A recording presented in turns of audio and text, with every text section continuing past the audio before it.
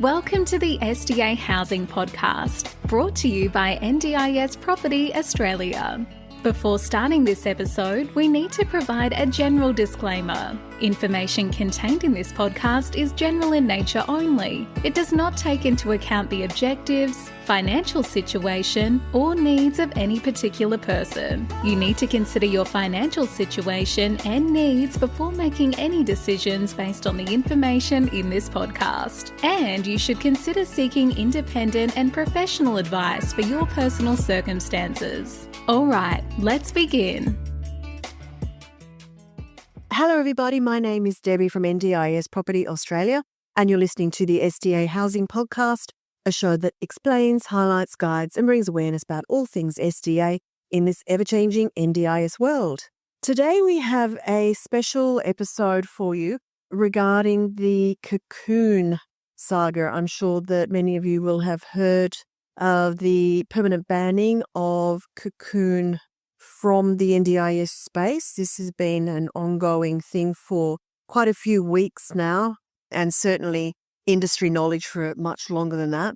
But we wanted to sort of bring this together in a way that, in a timely way, to at least give listeners a bit more of an idea of what is going on. Now, there's been a lot of media attention over the last few weeks. The Australian has had, in the last 4 or 5 weeks, around 19 articles, different articles that they have published, along with all the other major media, newspapers and whatnot. So we actually took 5 of the articles from the Australian, which is a subscriber-only newspaper, so many people may not have had access to read them. And we actually got computer-generated summaries of each of those 5 articles, which we have collated and put together, the CGI audio summaries of those 5 specific articles, and collated them in this episode for you to listen to get a bit more of an understanding, really, just of what has been happening with this Cocoon saga. So hopefully this does clarify some of what the issues are for you listening. So listen on now. Peter Wilson is the human face of NDIS abomination, blind, milked for cash, cut off from outside world. Peter Wilson is the human face of the cruelty and mismanagement of NDIS operator Cocoon SDA Care. The firm that was meant to care for Mr. Wilson wrongly drained his funds until he had nothing left.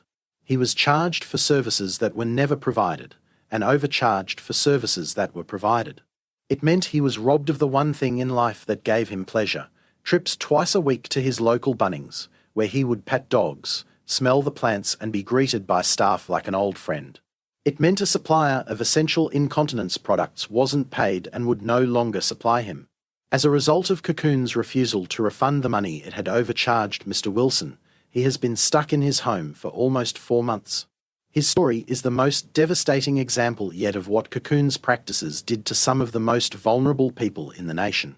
They needed protection and help but were treated like a commodity. In the lead up to and during this scandal, Cocoon's leadership travelled the world, donated to politicians and attended awards nights celebrating themselves as running one of the nation's fastest growing and best places to work. Mr. Wilson, 55, a computer technician, had 2 strokes late in life, went blind and developed vascular dementia. He lives in 24-hour care in Adelaide. With Cocoon imploding, his devoted mother, Carol Wilson, has been concentrating on getting him into a new home and a new provider. But last weekend she sent the Australian an email outlining how her son had suffered. The 81-year-old came forward after the Australian referenced her son through the accounts of whistleblowers who were shocked at his treatment. The man in your Cocoon story sounds very much like my son Peter, who until recently had Cocoon as his provider, Ms. Wilson wrote. Cocoon stole what little joy he had in life, a few hours a week of community participation. Mr. Wilson would go on an outing with a carer to the local Bunnings for a coffee and hope to meet a customer in the garden section with a dog he would ask permission to pat, Ms. Wilson wrote. Cocoon not only reduced the funding he had for this simple pleasure but his funding to buy necessary incontinence products. She learned that the care house team leader went out scouting for sanitary products on special and at op shops in her own time and spending her own money. The team leader refused to be compensated by Ms. Wilson, trusting that the company would soon come good and refund her. Cocoon throughout this time refused to repay a cent, Ms. Wilson said. They denied and stalled at every turn. As an aside, Cocoon are still sending invoices through for services they have never provided. Requests for them to desist have had no effect to date. Later, over the phone, Ms. Wilson said that twice a week, for 2 hours a day, a carer would take Mr. Wilson out of his home on his favourite outing, to Bunnings. This carer had nothing to do with Cocoon and was arranged by Ms. Wilson independently through the support worker website Mabel. What Ms. Wilson only discovered later was that Cocoon was falsely claiming it too was taking her son out of his home. Cocoon was charging the NDIS for 4 hours a day, 3 days a week of community participation, or 12 hours a week total. Ms. Wilson, who visited her son almost daily, knew his carers well and kept a daily journal, knew Cocoon was not taking him out on those days. I had all the journal entries of what Peter was doing on each day that the claims were made, and they coincided with him having COVID and him going to hospital for this and that. So I had a lot of evidence, and I still have, she said. Further, Cocoon was claiming it took Mr. Wilson out for 4 hours on Mondays, Wednesdays and Fridays. But on Wednesdays and Fridays, Mr. Wilson was out of his home with the Mabel worker who had nothing to do with Cocoon. He could only be out for 2 hours at a time because he couldn't last any longer than that. He was exhausted after that. He had to go back and go to bed, Ms. Wilson said. After a period, the money to take Mr. Wilson out of his home and to purchase hygiene products ran out. When Ms. Wilson questioned a Cocoon manager, she was told that was the way the firm did things so that it could charge less for rent, and that the NDIS was good with that. Company insiders and other NDIS sources said this was not how the scheme worked. Ms. Wilson went back through the invoices and calculated that Cocoon charged Mr. Wilson $59,197 for community participation it didn't provide. Issues were only discovered because a support coordinator started asking questions about the plan. On top of the false community participation charges, Cocoon was also charging Mr. Wilson at the higher rate for high-intensity care 24 hours a day, 7 days a week. The support coordinator believed Mr. Wilson should only have been on the high-intensity rate for an hour a week when he was getting diabetes and weight loss drug Ozempic injections. My support coordinator said, if we get them to give this back, Peter will be in the clear. He'll have plenty of money, Ms. Wilson said. Try as they might, they could not get Cocoon to repay the money. With Ms. Wilson's blessing, the support coordinator filed a report with the NDIS Quality and Safeguards Commission in late February this year before going on leave. Ms. Wilson said that when she followed up with the Commission in mid-March, she was told, "We haven't received it." On March 18th, Carol gave a statement to the National Disability Insurance Agency's fraud unit. At a meeting on April 23rd, the company offered to repay a fraction of what it had wrongly charged. Ms. Wilson declined. The support coordinator called the meeting a disaster as they walked out. "We knew we weren't going to get any money," Ms. Wilson said. The next morning, a Cocoon manager who attended the meeting phoned to apologise and to say she could not look me in the eye at the meeting and had later handed in her resignation. The callousness of Cocoon's senior management contrasted with the dedication and care of staff, including frontline workers. When the company stopped paying its own staff in March, Mr. Wilson's carers would still turn up, shift after shift, to provide care. Mr. Wilson's NDIS funding would otherwise have easily covered his twice-weekly excursions to Bunnings, a modest expense that delivered a lot of emotional benefit. It's close by, the doors are automatic, they get disability parking near the door, the aisles are wide and so on, Ms. Wilson said. The little cafeteria there is all spaced out, the tables were brilliant. They had the Daily Advertiser newspaper there for you to read, and he was very good with long-term quizzes. The people that are on duty in the cafeteria and around, they've got to know him. They'd come up and say, "Hi, Peter." Wendy, the Mabel worker, would pick off a little bit of mint or something and rub his fingers with it and ask him what he thought it was. He met all the dogs that were in there, because they allow animals in if they are under control. We've got photos of him nursing animals with a great, big smile. I had to dismiss her in the end because we ran out of funds and we were owing Mabel, and I've had to pay that out of my own money. I've had to pay a lot of things out of my own money to get out of this. Mr. Wilson has not been out of his home for community participation since the end of January. It set him back, you know, Ms. Wilson said. Like, you sit all that time, not seeing, not understanding what's going on. He knew Wendy's voice. They had their own little jokes. He was starting to get really quite fun and cheeky with her, and she just delighted in that. Cocoon is now suspended after site visits this month identified serious safeguarding concerns. It is facing a proposed permanent ban for alleged inappropriate charging for services to prisoners and the dead. Founder Zafar Khan said in a statement on Monday that the firm's payment plans for Mr. Wilson aligned with the expenses we incurred. He claimed an acknowledged error occurred here and was self-detected by Cocoon, and we initiated corrective action and reporting to the agency. He added, contrary to the consistent attitude displayed by the agency, this incident demonstrates Cocoon's good faith conduct and the existence of rigorous internal cross-checks. The refund has been finalised through the appropriate administrative channels, and we communicated this outcome to the relevant parties. We acknowledge an NDIS participant has been inconvenienced, and that is stressful for them and doesn't reach the service standard we wish to fulfil. This process has now concluded, and we can confirm that appropriate refunds have been initiated in line with our compliance obligations. Mr. Wilson's first stroke was in 2021, and his second in May 2023. He moved into a Cocoon home in July that year. Ms. Wilson said that, as Cocoon fell apart, the firm suggested he move to a new company, Essential Care Services. That company is owned by Khan's son-in-law, Jawad Shah, who is married to his daughter Fariha. Mr. Wilson is now with a different provider in emergency accommodation, and his community participation funding is being restored. His former external carer is due to take him back to Bunnings this week.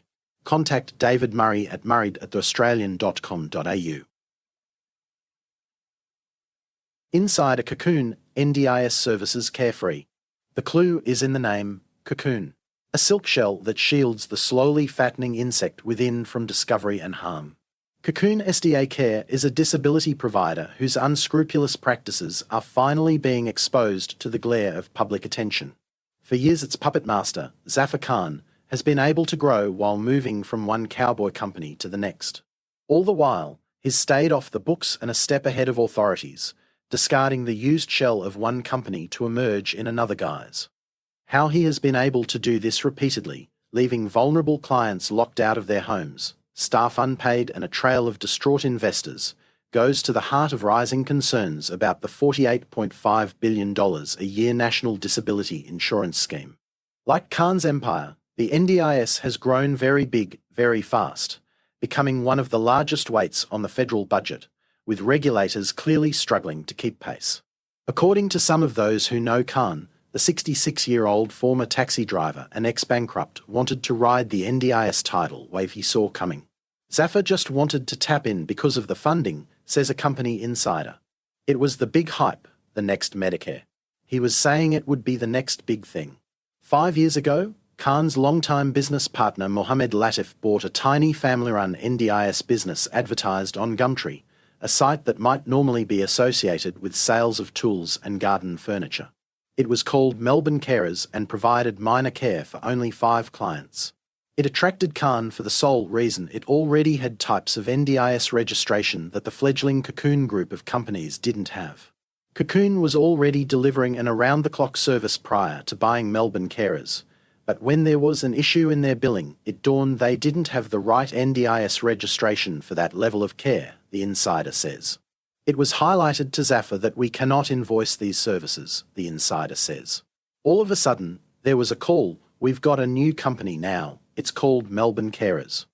The former owners of Melbourne Carers, Demet Aden and her husband Hakan, say they received a call from Latif responding to their ads. Latif asked about the business's registration, then paid a 10% deposit of $6,000 on the spot, Demet says. 2 of Demet's NDIS clients were sisters with vision impairment. The other 3 were women and a youth with intellectual disability. Demet helped them with basic chores and took them out into the community until selling the business to Latif. Khan then offered her a job, which she declined. They weren't interested in my customers, Demet says of the men. They told me to let my customers go, to thank them and give them a present. Path to riches. Purchasing the small Melbourne business with its pre-approved registration in early 2020 cleared the way for Khan to immediately bill the NDIS for more services, rather than waiting 18 months, the insider says. In the company's Brisbane headquarters, staff worked on developing a new name suitable for a national organisation, settling on Connecting Abilities Australia. Khan was happy during that time because he was seeing money coming in and houses were starting to get filled, the insider says. He could be very grandiose in business meetings. He would say, "When we go public, I'll give you shares. We will become the largest NDIS company in Australia. We will dominate the market." The insider adds, Zafar is always in charge. Latif is director figurehead. Investors were brought in by Khan's big promises, only to find out they're not getting their returns. As a result of Khan's spruiking, some investors built houses that were never or only briefly occupied, sources say. The fallout resulted in ongoing litigation. Meanwhile, the business lacked necessary staff such as an experienced human resources manager. "I told Zafar you were growing too fast," the insider says. "There was no structure inside. I didn't even know whether our contracts were valid. He'd just purchase another template, put the logo there, and have it signed. Quick failure." Unsurprisingly, Connecting Abilities performed disastrously in successive NDIS audits and faced a catastrophe. The audits assessed key areas including safeguarding using a scale ranging from 0 for major nonconformities to 3 for best practice. Any nonconformities could lose a business its certification. Connecting Abilities Australia registered up to 16 major nonconformities in May 2021, the Australian revealed this week. That level of failure was described as nuts by one person involved in the audit system. When the auditors returned 3 months later, in August, it was immediately apparent little had changed. Safe environment, management of medication, risk management and governance all recorded zeros. Red, the colour of warning, was used to highlight failures. The independent auditor's report was a sea of red ink.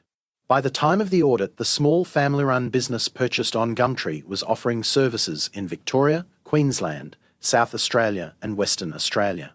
It had 26 separate sites, despite only disclosing 10 to the auditors. But Khan's and Latif's business was unfit to operate. The auditors found they were a critical risk to the community and recommended to the watchdog, the NDIS Quality and Safeguards Commission, that the company be stripped of its accreditation. "That audit is the messiest I have seen," the insider says. "The people inside, we were kind of like flying the airplane and fixing the wing mid-flight. Overnight, we're creating documents because we know we do not have them. We were then flagged big time about major non-conformance. Documentation and screening was even missing for Latif and Cocoon's advisory board chairman, former Howard Government Minister Gary Hardgrave. Hardgrave this week told The Australian that, as of last Friday, he had parted company with Cocoon. Disabilities rookie. Zafar in the beginning had no real understanding of NDIS services, according to the insider who speaks on condition of anonymity. People were being hired with no regard for worker screening, qualifications or experience. One woman was just playing volleyball at the time, and someone approached her and asked if she wanted a caring job, the insider says. Zafar is not an NDIS person. Tapping into these kind of services, you really need to know what you're doing. You will hurt people if you don't know the industry. I was really surprised it took the NDIS so long to flag Cocoon. In March 2022, the NDIS Commission refused to renew Connecting Abilities Australia's registration. But Khan and Latif remained in the sector. Cocoon SDA Care is the company that has been in the headlines over the past fortnight, after the Australian revealed it had failed to pay staff including frontline care workers and was under investigation by agencies from a federal fraud task force. A manual National Disability Insurance Agency audit of all NDIS payment claims by Cocoon SDA Care's parent company, Horizon Sole Solutions, has been underway since March. Latif is sole director of both companies, but as always the person pulling the strings is Khan, sources say. Khan denies it, saying on Friday that he is just the strategic advisor and day-to-day control and executive decisions are handled by the appointed director. He adds, "Care and safeguarding of NDIS participants has always been our highest priority. We have been regularly audited by NDIS Commission-approved auditors, and we maintain strong internal quality complaint and management systems. NDIA staff said under cross-examination in the federal court they had found no instances of fraud or inappropriate behaviour, Khan says. However, the court was told the NDIA investigation that began last October and has become the biggest of its kind in the agency was ongoing. Whistleblower hits out. Former Cocoon chief executive Tanya Quinn this week alleged that Cocoon was using new investor cash to create an illusion of success. Horizon's latest financial report states it earned more than $100 million in NDIS support services funding in 2023 and 2024. But with independent auditors warning the financials are barely worth the paper they were written on, many questions remain. Participants were at risk for years, Quinn said this week. Staff were underpaid, untrained, and eventually abandoned. The ones who spoke up? Threatened or fired. The NDIS Commission suspended Horizon's registration for 30 days last week after recent site visits discovered serious safeguarding concerns. But even before then, with the walls closing in, Cocoon was scrambling to move the care of people with disabilities to other companies with related directors or shareholders. Khan was shedding his shell again. Contracts obtained by the Australian show the companies to which Cocoon was seeking to transition clients. One was Essential Care Services, owned by Khan's son-in-law, Shah Jawad, married to his daughter Fariha. Another was Caring for All Abilities, owned by another of Khan's daughters, Amayman Safar, who shares a residential address with him. Yet another is a company it calls Crescent Disability Services in documents obtained by the Australian.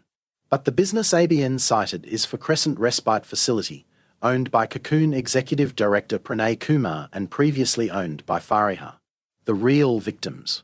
NDIS support coordinator and disability advocate Liz Spagan has witnessed the effects of this turmoil firsthand.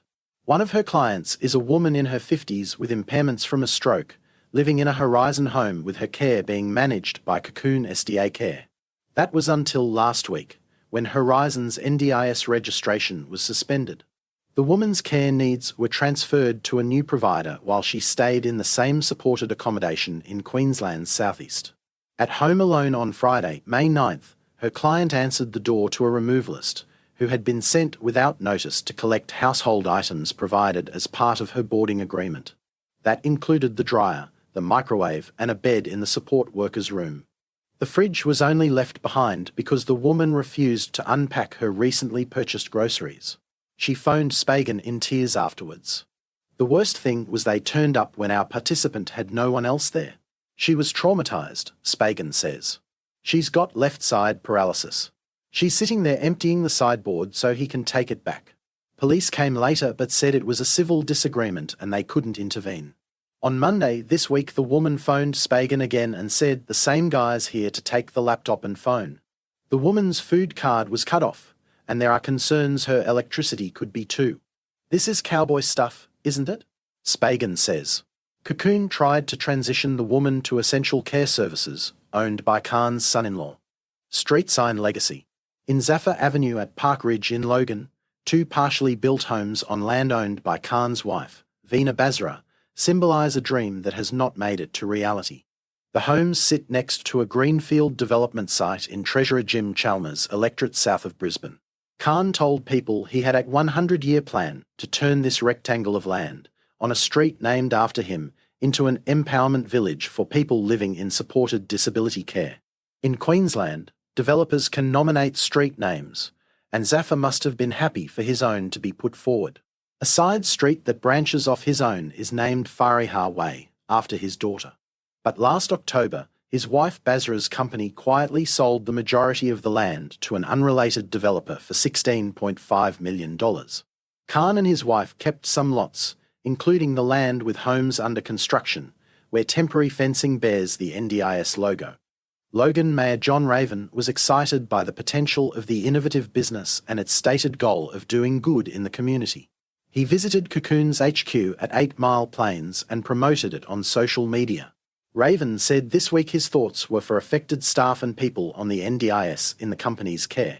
Khan insists that his Empowerment Village dream is unrelated to the NDIS and still alive. Zoning restrictions in that area would prevent the development to occur in the location that had been identified, he says. We continue the search for a more suitable location. Contact David Murray at murray@theaustralian.com.au. NDIS for prisoners are suspected rot, says head of probe into Cocoon SDA care. Federal authorities formed a preliminary view a troubled disability firm at the centre of a major investigation needed to pay back money for claims that it provided NDIS services to prisoners. The National Disability Insurance Agency Fraud Unit's serious and complex non-compliance team discovered during initial inquiries into Cocoon SDA care that its parent company, Horizon Soul Solutions Australia, made claims for services to the incarcerated, court documents state. We obtained records for these NDIS participants from Melbourne Assessment Prison and Barwon Prison, team leader Karen McDonald states in an affidavit obtained by The Australian. These confirmed they were incarcerated at the relevant time and that Horizon had claimed they had provided services to them. Based on this, SCNC formed a preliminary view that a debt was owed to the agency by Horizon. Horizon was told of the finding on March 6 this year and was provided with an opportunity to comment or provide additional information before a debt invoice was raised, she added. Horizon's response was due to the NDIA on Friday. The documents were filed in the federal court as part of Horizon's attempts to force the NDIA to stop holding up its NDIS payments. A major NDIA investigation was launched into the company following whistleblower complaints and tip-offs about its operations, leading to all of the company's claims for payments since early March being manually reviewed.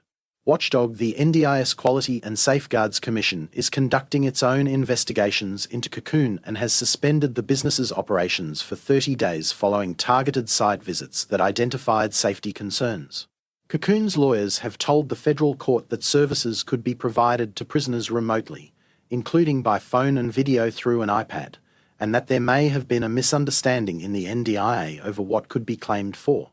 Ms. McDonald in her affidavit stated that with more participants joining the NDIS, there has been an increase in fraud and criminal activity.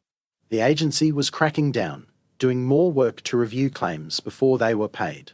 Thousands of tip-offs have been received this financial year to date. Loss of money to non-compliance or fraud reduces the amount of funding available to protect participant safety and prevent financial loss to the scheme, she stated. Tip-offs about Cocoon included that it was managed by someone other than the company director, who had previously declared bankruptcy, she stated. The company had also been accused of trading while insolvent and enticing specialist disability accommodation investors, with promises of unrealistic investment returns. Money from investors for SDA investment was also allegedly used by the company for its own operations and private use, and the company continued to charge a support service fee after the death of participants, according to the tip-offs. The NDIA's Intelligence and Analytics Branch referred Horizon to Ms. McDonald's team for assessment on January 3, 2024, the affidavit states. It was another 9 months before a case officer was allocated, on October 8, 2024. The agency had reviewed financial reports submitted to ASIC. These included an independent auditor's report from Trigun's business advisory that raised many concerns about the state of the company's record-keeping and the unavailability of key supporting documentation. The agency became aware on December 3, 2024, that the NDIS Commission had issued 3 infringement notices to Horizon more than a year earlier, on November 9, 2023. It was alleged Horizon failed to pay rent to owners of SDA and SIL, supported independent living, resulting in participants being locked out of their residences, requiring alternative emergency accommodation, the affidavit states. It confirms prior reporting in The Australian about 3 women with complex disability care needs returning to their home in South Australia to discover padlocks on the gate. Cocoon's co-founder and corporate strategist, a former bankrupt and taxi driver, Zafar Khan, was controlling the company, whistleblowers say. Mr. Khan and the sole director of Cocoon and Horizon, Mohammed Latif, have denied any wrongdoing. Bill Shorten warned over Cocoon SDA Care NDIS scandal in 2023. A whistleblowing former chief executive of Cocoon SDA Care sent then NDIS Minister Bill Shorten messages in 2023 alerting him to serious concerns about the disability care business, which is now facing investigations into broad-ranging allegations.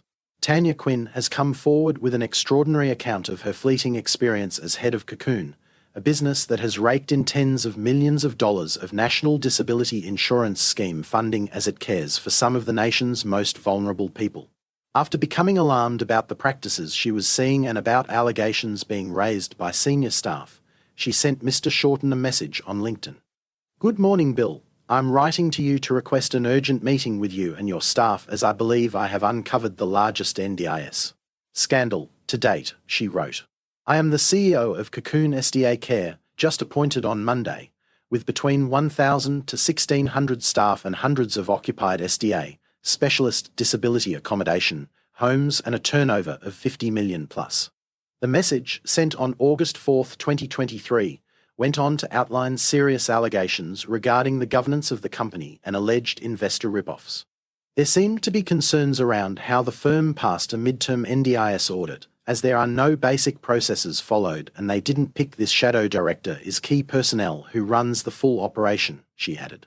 The shadow director referred to as former bankrupt Zafar Khan, who Ms. Quinn and other company insiders say was running the business. Ms. Quinn told The Australian that despite also speaking to responsible federal agencies, she believed other whistleblower executives weren't contacted and that her concerns were not fully investigated at the time. The federal court was last week told the National Disability Insurance Agency launched an investigation into Cocoon's parent company Horizon Soul Solutions last October, and that it had become the largest operation of its kind. "You've just got the tip of the iceberg there," she said of The Australian's reporting on the company over the past 2 weeks. "I've been waiting for this for 2 years. I've given all this information. NDIS have had it, Bill Shorten's office has had it, since August 2023. Federal authorities received 32 tip-offs about Cocoon and Horizon from late November 2020 to early February this year, The Australian has reported. Ms. Quinn was one of the whistleblowers. She was previously in contact with Mr. Shorten in her role at another organisation providing NDIS services. On the same day as her original message to the Minister about Cocoon, she received a personal response from Mr. Shorten's Deputy Chief of Staff and Press Secretary Antonia McGee. "Hi Tanya, I work for Bill Shorten. He has asked me to call you. Give me a call when you can." Ms. Quinn also disclosed information to the NDIA the same day, and was contacted by a senior intelligence analyst soon after, emails show. She sent another message to Mr. Shorten on September 12, 2023. "I appreciate your assistance, but nothing has been done from NDIS to stop these guys from trading and taking advantage of vulnerable people or investors. 8 people have lost their jobs as a result of whistleblowing," she wrote. On October 4, 2023, she wrote to Mr. Shorten again, taking issue with an NDIS Commission social media post that encouraged people to take advantage of whistleblower protections. What whistleblower protections? "Single mum of a child with a disability myself, down $250K a year, that's what you get for doing the right thing." Mr. Shorten's advisor Daniel White replied the same day. "Thank you for your engagement and ongoing contact with the National Disability Insurance Agency regarding this issue. The Australian government will not tolerate the misuse of funds intended to support people with disability. Unfortunately, for legal and operational reasons, our office can't comment on any fraud compliance investigations that may result from a tip-off. However, we have asked the NDIA to make contact with you today." She told The Australian she initially did consulting work with Cocoon for 6 or 7 weeks.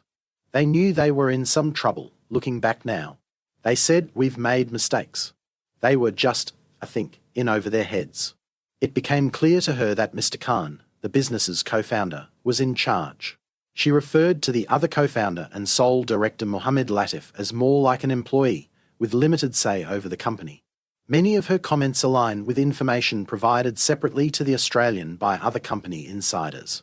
Mr. Khan previously went bankrupt in New Zealand after his taxi business went bust. He is also listed on Australia's National Personal Insolvency Index as having a personal insolvency agreement to settle debts, executed on August 31, 2020, The Australian can reveal. Personal insolvency agreements are legally binding and can be a way of avoiding bankruptcy. This individual is subject to the provision of Part 10 of the Bankruptcy Act, Index records state. A personal insolvency agreement has been accepted by creditors. Ms. Quinn said, "Latif doesn't have, really, any say in anything that goes on in that organisation. You can't buy a pen without Zafar signing off on it. Zafar hired me. They flew me up to Queensland to meet Zafar. And probably about 2 weeks after I met him, he offered me the CEO role. He said he needed, like, a white face because people didn't trust him, because he looks like a cab driver. They met through a lawyer who was a mutual friend. She was told Mr. Khan had turned over a new leaf and was wanting to do some good for the community.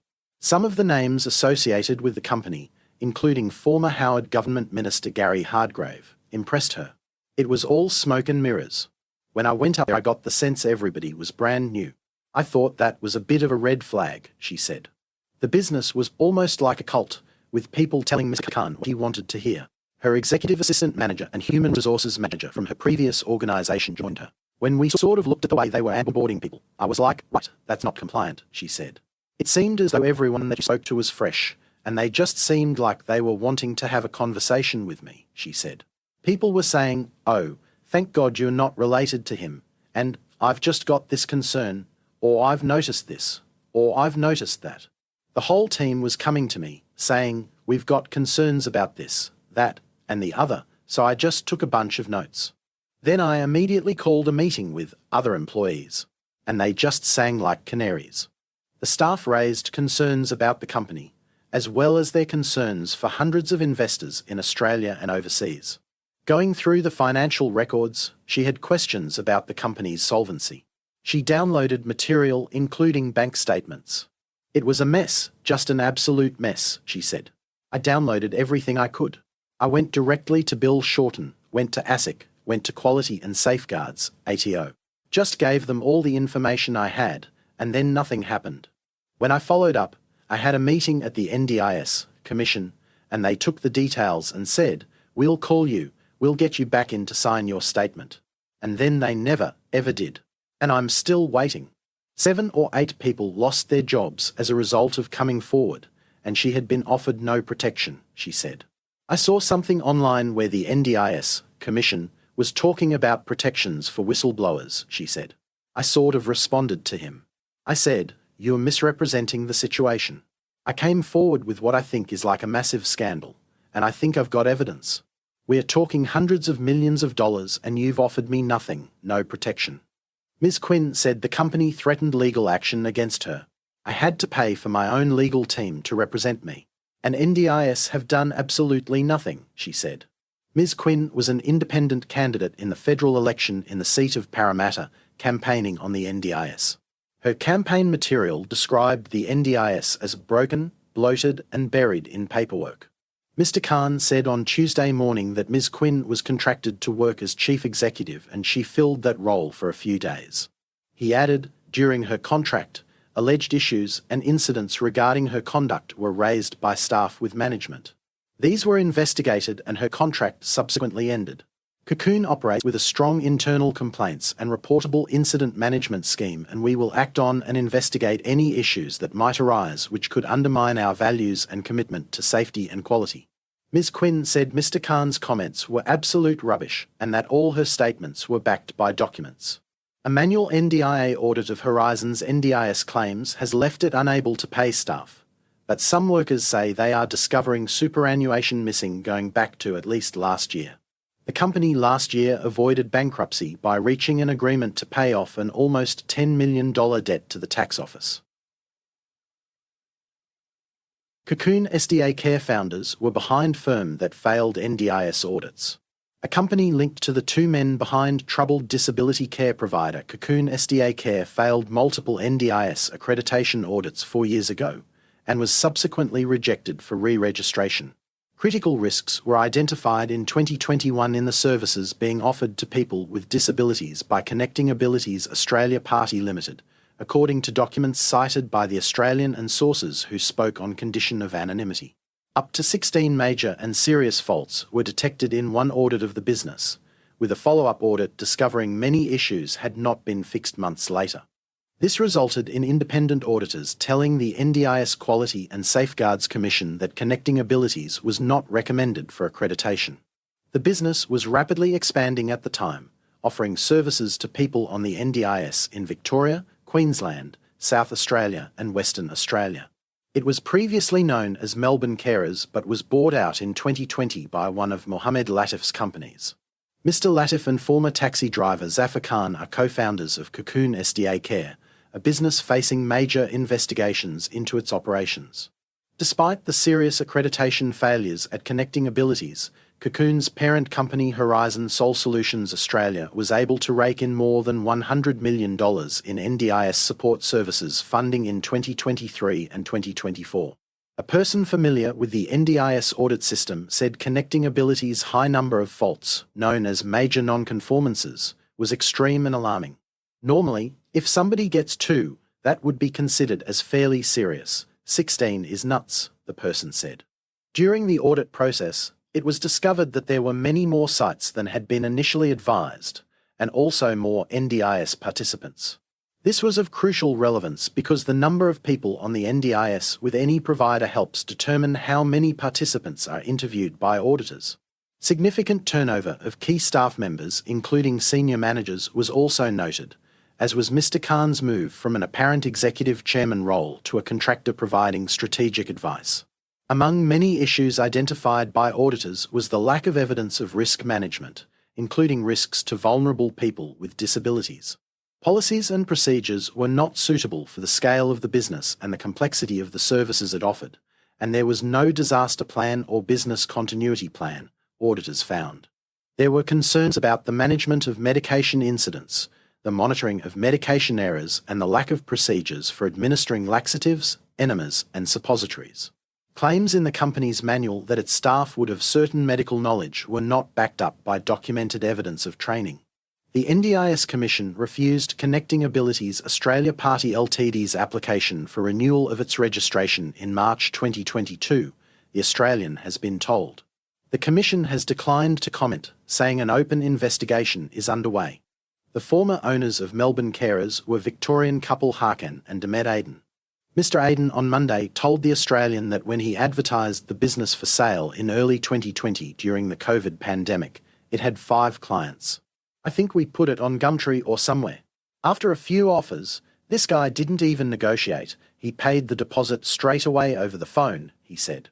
Mr. Latif bought the business, but a man named Zafar was also involved in the purchase, Mr. Aden said.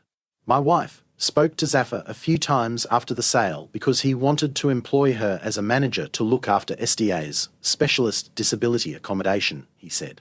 The business passed an NDIS audit shortly before the sale, Mr. Aden said. We got audited, everything was fine. Obviously, in that line of business, you can't just get anyone to audit. You find one of the NDIA's, National Disability Insurance Agency's, approved auditors. We were just a small, simple, basic business. Mr. Khan and Mr. Latif have denied any wrongdoing. Asked last week if Cocoon was deliberately overcharging the NDIS, Mr. Khan said, never. Not even 1%. Not even 1 cent. Not even $1. No one can prove it. And NDIS has tried its best.